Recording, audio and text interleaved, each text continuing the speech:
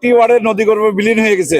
তার মধ্যে 8টি ওয়ার্ডের মধ্যে আমাদের বিভিন্ন নালা আছে, নালার মধ্যে বিভিন্ন নৌকো ভাড়ার ব্যবস্থা আছে। সেখানে ভাড়া আমরা আগে ইতিপূর্বে দিয়ে আসছি 10 টাকা থেকে 20 টাকা। 20 টাকা আমরা দিয়ে আসছিলাম ইতিপূর্বে। বিগত 5 আগস্টের পরে আসি করলো 30 টাকা। এখন ওরা ঘাটটা ডাকিনি করতে 40 টাকা।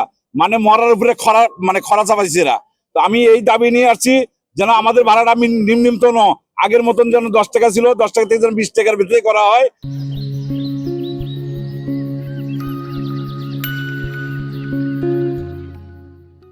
তাহলে আমাদের ইউনিয়নের গরিব মানুষগুলা, খেটে খাওয়া মানুষগুলা, আমাদের স্কুলের ছাত্রছাত্রী বিভিন্ন জায়গায় যায়, আমাদের কলেজ মাদ্রাসা মসজিদ এই সবগুলোই পারে এই 5 নম্বর ওয়ার্ডে।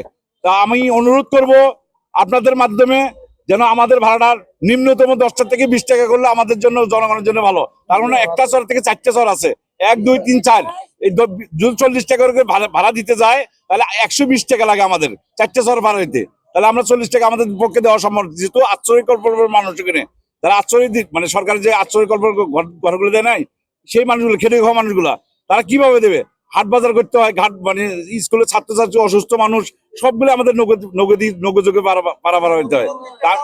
এবং প্রতিবন্ধী এবং ভিক্ষুককে তারা ছাড়ে না, জোর টাকা দিতে না পারে মাঝে চলে নামা দিয়ে চলে আসে। তা আমি অনুরোধ করব যেন ভাড়াটা 10 টাকা থেকে 20 টাকা করা হয়।